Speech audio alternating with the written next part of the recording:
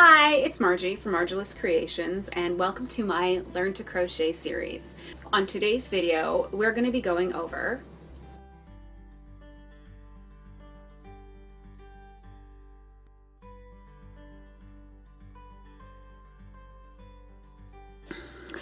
always use a crochet hook that is slightly smaller than your yarn band recommends, or smaller than you normally would, because you want nice, tight, firm stitches for your Amigurumi projects, because you don't want the stuff to come out of it, the fluffing to show out.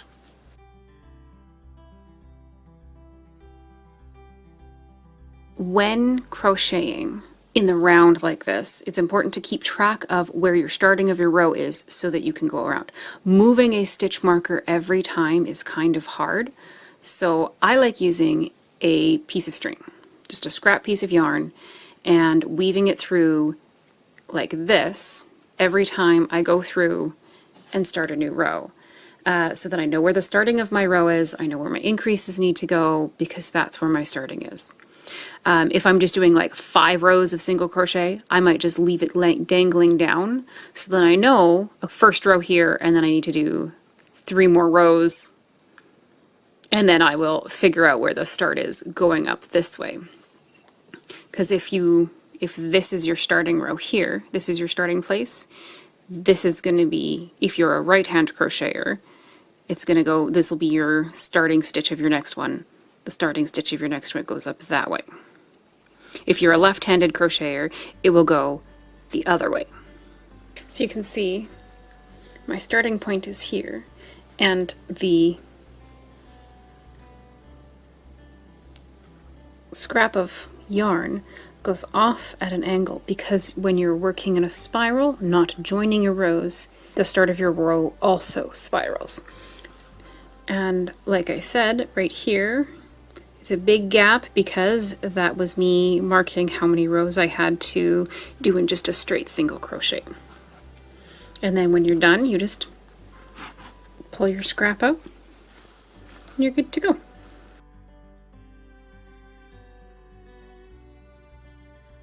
I've got 2 different little sample swatches here, and this has to do particularly with increasing.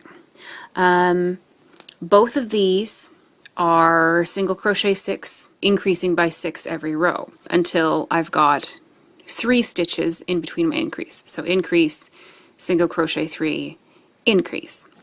Okay, now the difference between these two is this one looks more round and this one looks more hexagon because it's 6s.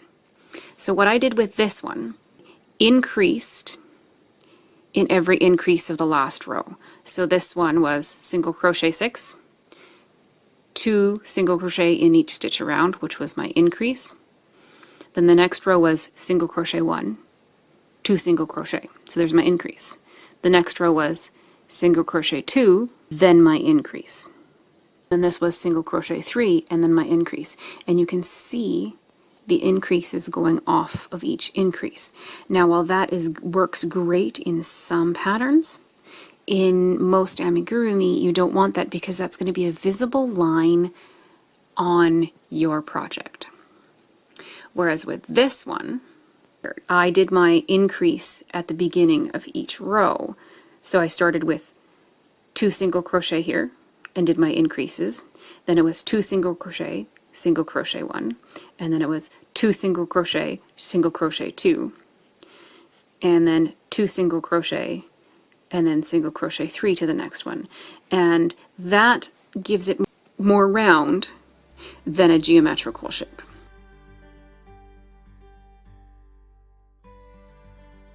Okay, I'm going to show you a tip on decreases. So when you normally do a decrease, when you're doing a single crochet decrease, you insert and pull up a loop, and then you insert into the next stitch, so not this stitch, the next stitch, insert and pull up a loop, and then you yarn over and pull through. So that has created those 2 stitches into one stitch. 1, 2, 3, and I will show you again. So then it's insert and pull up a loop, insert and pull up another loop, and then you yarn over and pull through too. So something I've noticed is that stitch ends up looking a bit more like a half double crochet than a single crochet, and it's a little bit more of a bulky stitch. What I like doing when I'm decreasing, I don't like the decrease to show. And I know in my other videos I've gone over back loop and front loops before. So you're going to scoop up that front loop, okay? Then you're going to scoop up the second loop. So you've got two loops here, but they're the front loops of two stitches. Then you're just going to do a regular single crochet. So yarn over and pull through both of those loops, and then yarn over and pull through both. So that gives you a smoother, smaller single crochet decrease, and it is less noticeable in your project. And that's, you go through front loop of the first stitch and front loop of the second stitch, which can be tricky to get in there. Then you yarn over and do a regular single crochet. Yarn over, pull a loop through, yarn over and pull through those two stitches that you have on there. And you can see it's not very noticeable compared to the single crochet decrease that we did here, which was just the normal decrease. It looks more like a half double crochet there, whereas this is barely noticeable at all there.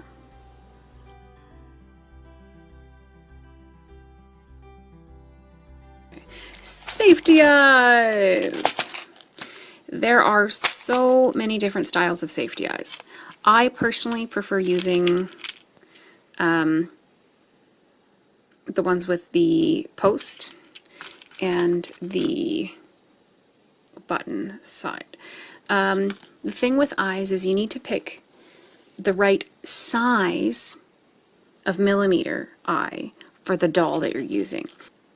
This is a 12 millimeter eye. This is a 6 millimeter eye. It's going to give your projects a different look depending on what eyes you put in.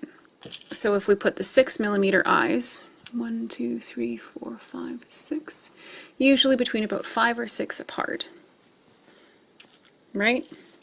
Versus two 12 millimeter eyes. So you can see how different that makes it look. So you might need to play around with your eyes before you decide which size you are actually going to use for your stuffies. Making sure you have the proper size eyes is key, because I mean, oh yes, he's cute, but his eyes are small, right? I would almost say the 12 millimeter eyes are almost too big for this Pikachu, but that's what I'm going to use. So there's 6 stitches in between those 2 stitches. Then you take your backing and you just simply push it on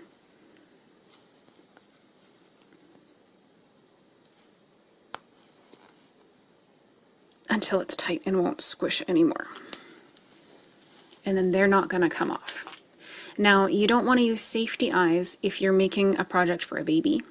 These shouldn't come off, but it is still a potential choking hazard. So if you're making a project for a baby, you'd probably want to use an embroider the eyes on. You can also cut felt and glue them on. And there you go.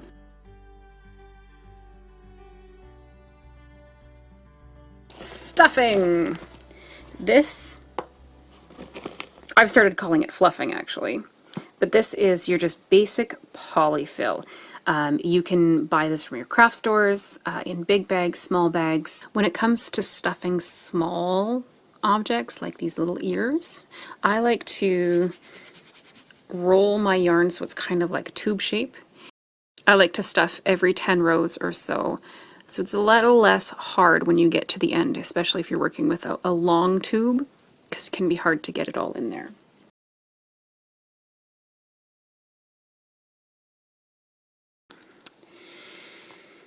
So when you're stuffing them, you want to make sure that they're stuffed firm, right? So that was a big wad of stuffing I had in there. And I mean, he still needs more stuffing.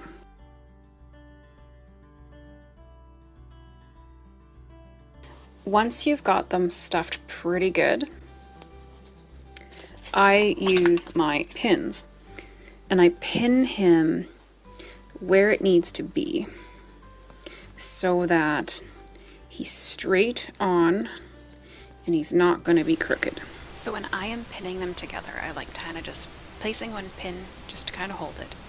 Then I go down and then back up in through the head so that it stays nicely.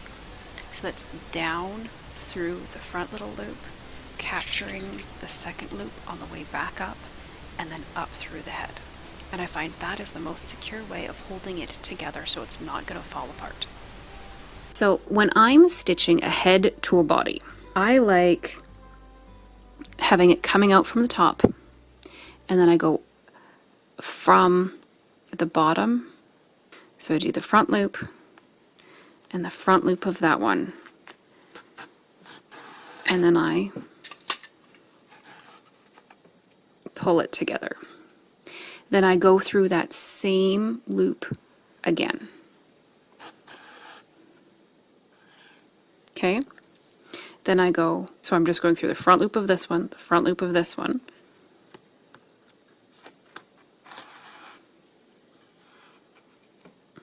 So that's once.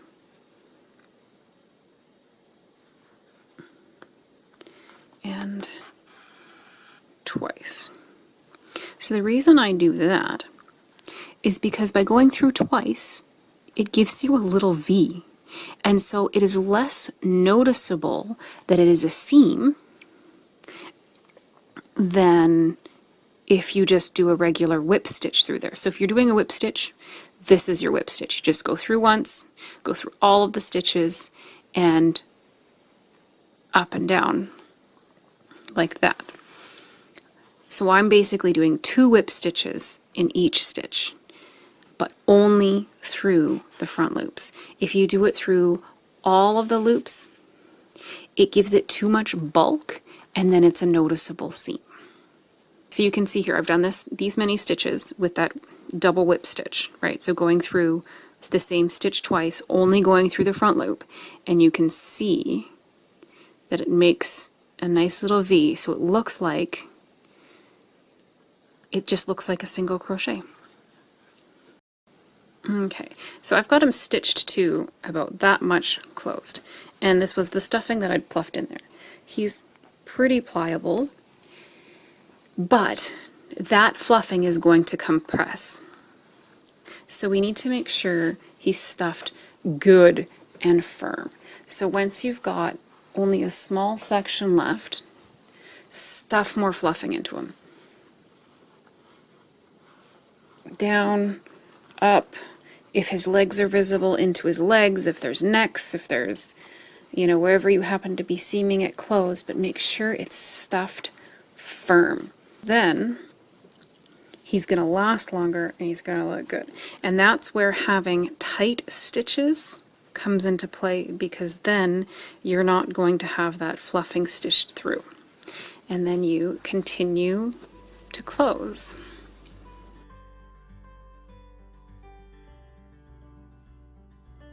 When it comes to stitching a finished edge like this to the stitches on this side, like where we're going to be putting the ears, you can do the same thing here, right? Do 2 stitches and then it looks like it's a single crochet and it looks good. Or you can do what is called an invisible seam, an invisible join. So there's a space here. So I'm going to set up by going behind that and going into this crochet space there and pull up. Then what I'm going to do is I'm going to go up through both loops of that single crochet,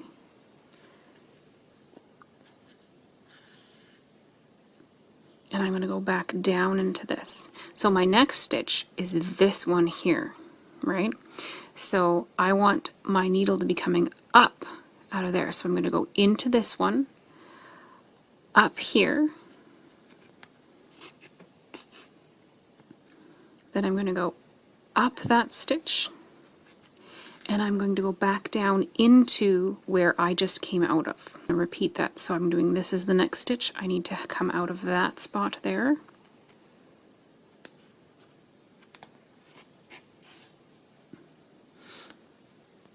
Okay, and then up and back down into there. So I hadn't pulled tight yet. You can see it's formed loops here.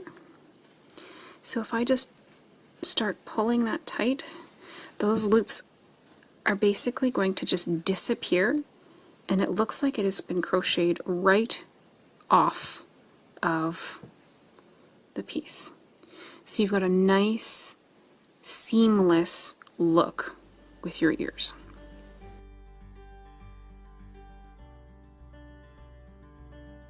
What I like to do when it comes to color changing. So I need my color to change for this starting of this next row. So I'm going to do my last single crochet and pull up a loop. I'm not going to finish it with that color. I'm going to finish it with my new color.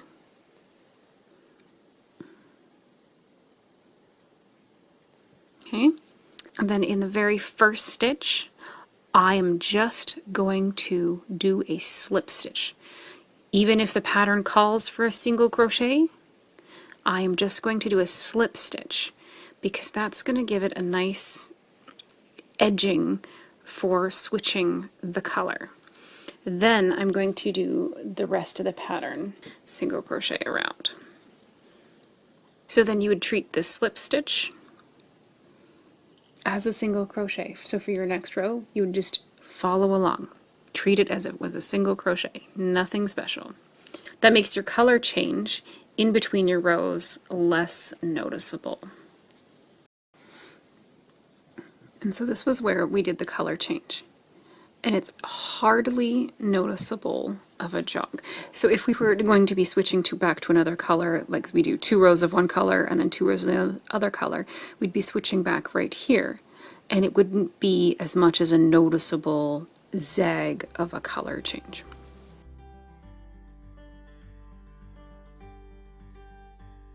When you're going to be working, starting with a chain, and you're going to be working on both sides of your work, what you normally do is you just go right into the chain and you just do one loop and you go around and you do 2 stitches in your end stitch. And then you roll it over and you go back, going into the same spaces, right? Making sure you have your second one in that end as well. So, not bad. Looks pretty good. Now I'm going to show you what I like doing. So I've got my chain 7 here. Normally we would go into this space here. But if you turn the chain, you see these little vertical lines going up? We want to work into those. So I'm going to single crochet 6, but working into this little back stitch only. 1.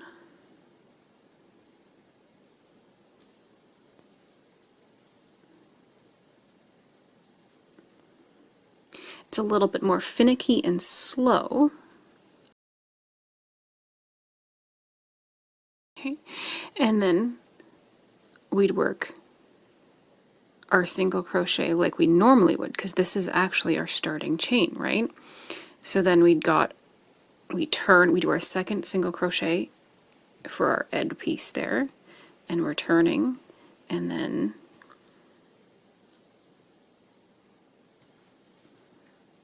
single crochet our 5 back up this way.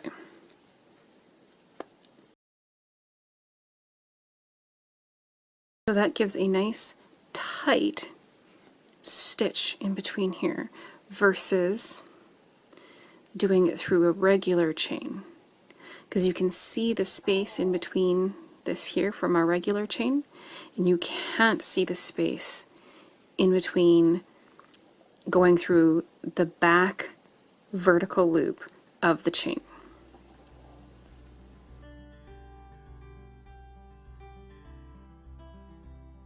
Okay, so these are two legs from two different amigurumis, and I've done them differently because I wanted to show you the difference of one stitch. So the difference between if you mess up and you get one stitch too many, the difference is actually noticeable. This is only one stitch larger than this one, and you can see the diameter, the circumference of it is bigger. Like it slides so easy onto my finger, whereas this one, not so much, right? It's a little tighter.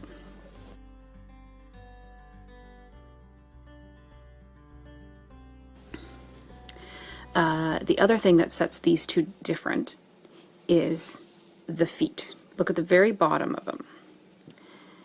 This one is rounded. This one is flat.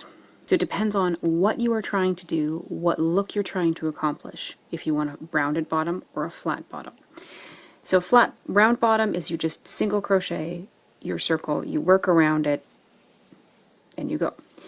If you want a flat bottom, you have to do your first row that you're not increasing needs to be done in the back loop, and that will create it to be flat.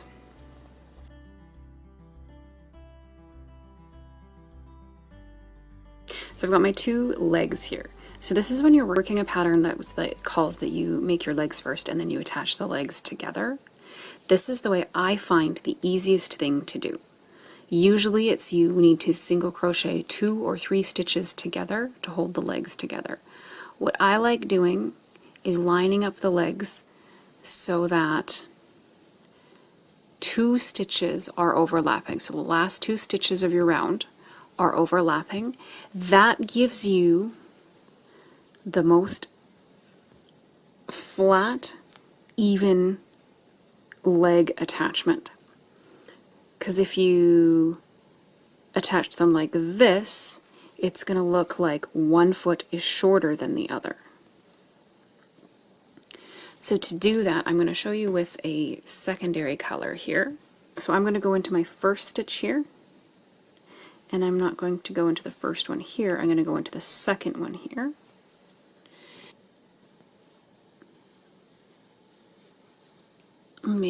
Pull up a loop and then make a chain. Okay, now I'm going to do a single crochet in that same spot, and then I'm going to do a single crochet in the next one.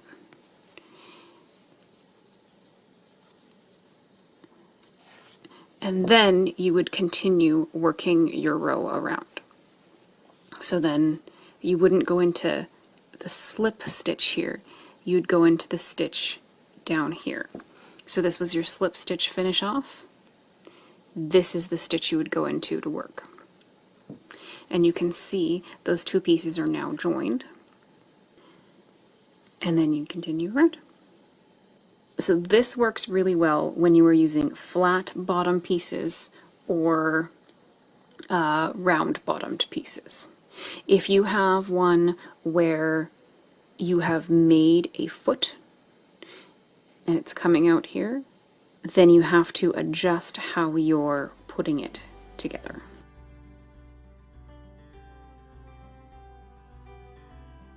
My favorite way for closing a circle is to take your needle and go through just the front loop all the way around, and then you pull it tight and you've got a really nice closed circle, and that's coming from the top and down the front loop.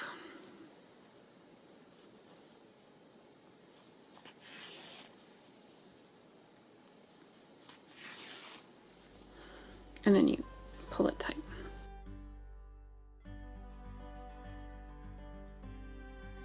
When it comes to sewing on arms, there's a couple of different ways you can do it. You can do it like I did with the ears and, you know, stitch it on like this.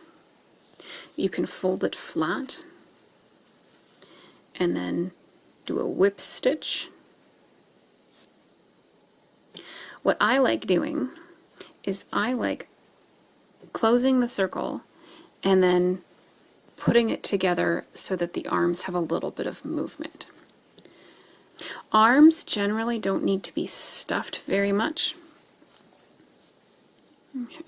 Now, if you're working on an arm that you've made a little thumb on, or something that might be a thumb, make sure that they're facing the right direction when you're putting it on. So the thumb is this way, so it's sticking here. Then you want to put your arm about halfway through the body, in line with the legs, usually around the second thinnest decrease of the body. And then I like going straight through that center, through to the other side of the body, and taking the other arm and putting it on. So the arms are even, and then you pull through it all. Using a longer needle for this is sometimes easier.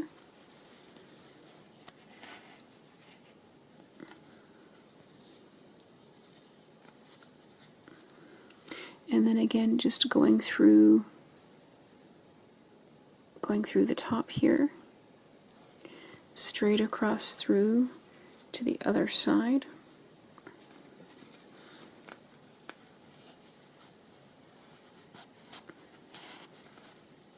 That gives your arms, and doing that about 5 or 6 times will give your arms nice stitches on there, and it will also give it some movement for moving.